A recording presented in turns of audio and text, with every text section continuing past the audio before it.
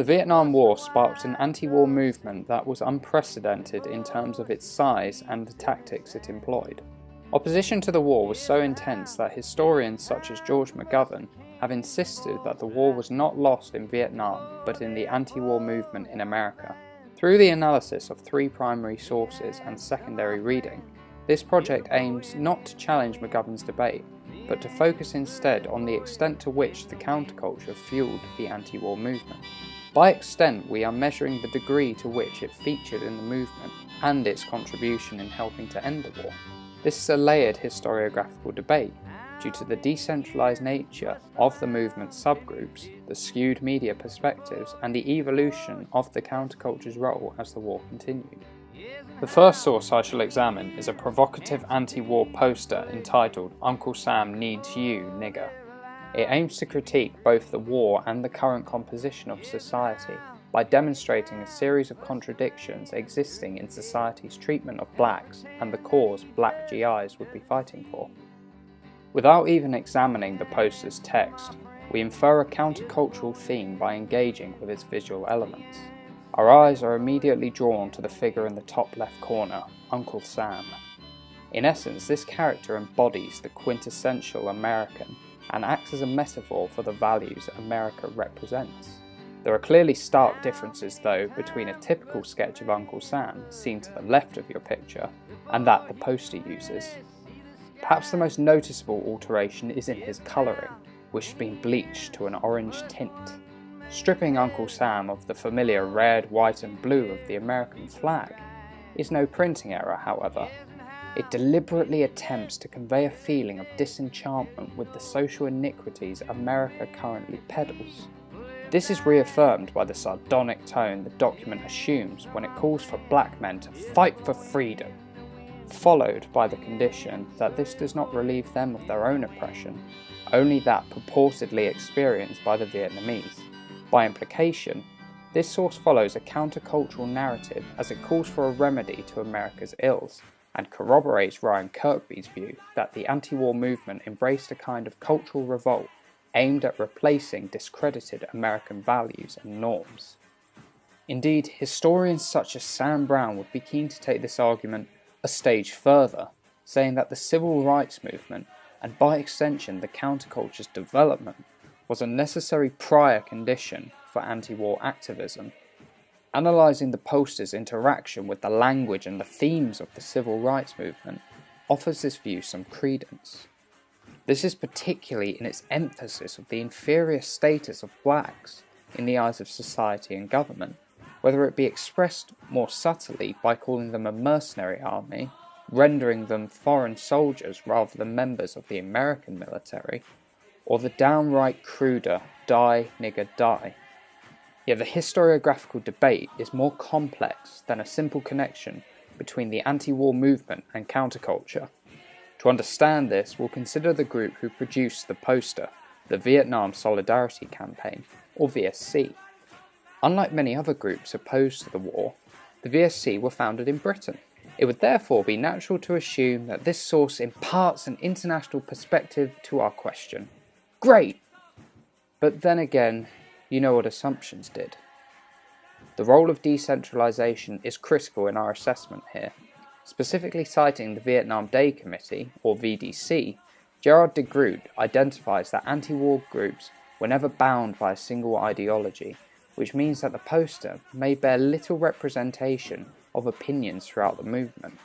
What's more, de Groot later insists that the VDC was sapped of its support because it had little sympathy for the fact US GIs, like Vietnam peasants, were victims of the war, thereby causing more damage to the peace movement than it caused Johnson's war. Given this occurred in 1966, the same year as the poster's distribution, it appears unlikely that some of the abrasive wording, in particular the reference to killing off of other oppressed people, would have been accepted across the VSC. In turn, this questions our ability to draw conclusions from the source, for it would be dangerous to see it as resembling the wider movement's perspective. Effectively then, it is only illustrating the divergent views within anti-war organisations as to how their argument should be presented. The issue of representing the anti-war movement is a suitable bridge to cross over to our second document, Terry Southern's article Grooving in the Chai, which reported on the Democratic Party's 1968 Chicago Convention and the ensuing clashes between anti-war protesters and the police. Throughout the text, it becomes clear that there is an agenda from the media to create what Charles Chatfield has described as a convenient counterculture stereotype with which to castigate anti-war opposition. Within the opening paragraph, Southern supplies us an insight as to the beliefs held by the American population regarding the counterculture. Bill Burroughs, a member of Southern's writing team, is instructed to discern any sign of the use of drugs, while Southern is on double alert for all manner of absurdity. Put more plainly, these journalists were tasked with sniffing out and flagging any semblance of counterculture in order to alienate the American population. From this we learn that amongst a sizable number of Americans there was considerable discomfort with what the counterculture stood for. Some of the secondary literature attests to the anti-war movement's awareness of this and its potential to estrange millions of uncommitted Americans who opposed the war but did not relate to radical and irresponsible protests. Meanwhile, Southern quotes David Dellinger's assured commitment to ensure demonstrations would be entirely peaceful. In spite of this effort, the commands issued to the journalists, accompanied by the apparent glee Burroughs derives from being a profoundly disruptive factor in the overall convention profile, supports Chatfield's stereotype. On the third page lay a caricature that symbolizes Southern's frustration with this form of journalism. The figure depicts nobody referenced in the article. It actually serves as a criticism of the current state of anti-war journalism. Not only does the man fail to focus on the surface he is writing on, but he also wears a vacuous look across his face, emitting the impression that he is operating on autopilot, giving no thought whatsoever to what he is writing down. A closer look at the balloons surrounding him reinforces this point, for the two which bear writing have the exact same opening to their message. Unfortunately, this implies a trade no longer reporting the facts as they see it, and that a fixed, standardized template has been constructed for coverage on the anti-war movement. It was an attempt to depict it as inextricable from counterculture, which, as the first source stresses, was not necessarily the case. Furthermore, Southern exposes the enthusiasm the police held for inflicting violence upon protesters. Arguably, though, the police's use of confrontation provocateurs to legitimize their attacks is not the most revealing element with respect to the counterculture's role in anti-war movements.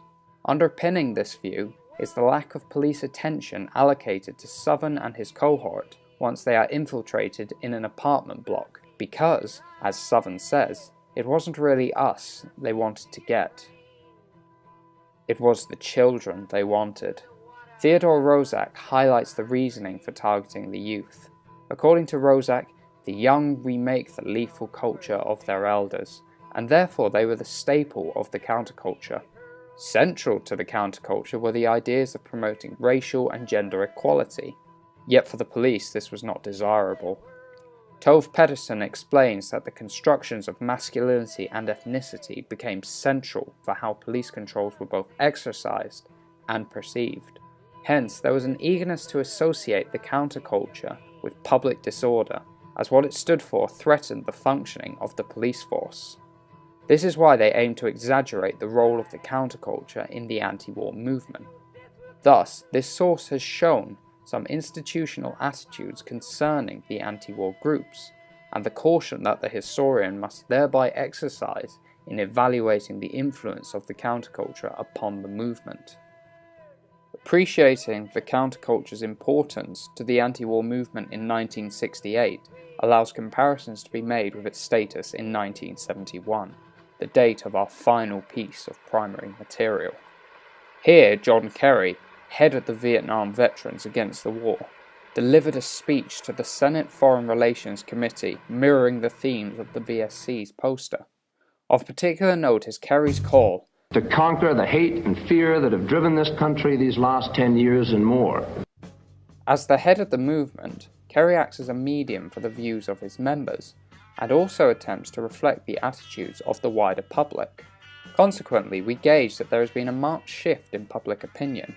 Now we see an anti-war organisation overtly subscribing to the counterculture's message, which after absorbing the findings of the first two sources would seem counterintuitive.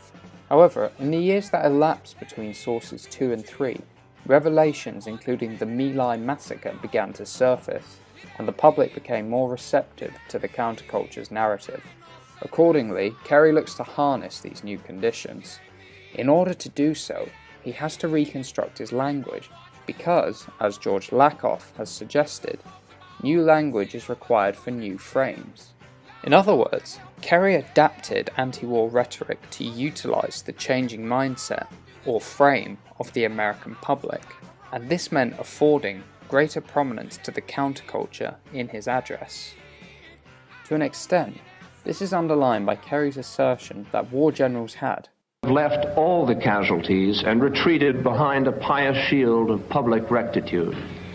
Taken in isolation, these words could be misinterpreted as backing of the intentions of the government and military. A Gallup poll intimates otherwise, however, with 73% of Americans wanting a withdrawal from Vietnam by the end of 1971. In fact, as we learned from Southern, the shield Kerry refers to is that of the media, preventing positive portrayals of the anti-war movement and forwarding a pro-war stance. Nonetheless, Kerry's combination of the military terminology shield and retreat in a context where the American majority is now thoroughly opposed to the war implies that people were wise to the media's prejudices, prompting the shield's dissolution. Indeed, this view is bolstered by Dellinger's conversion to more radical tactics, as he hoped to paralyse the war machine through May Day civil disobedience. Previously, such an occurrence would have been the media's dream, with the 7,200 arrests conducted on the day providing a real opportunity for the anti-war movement to be condemned.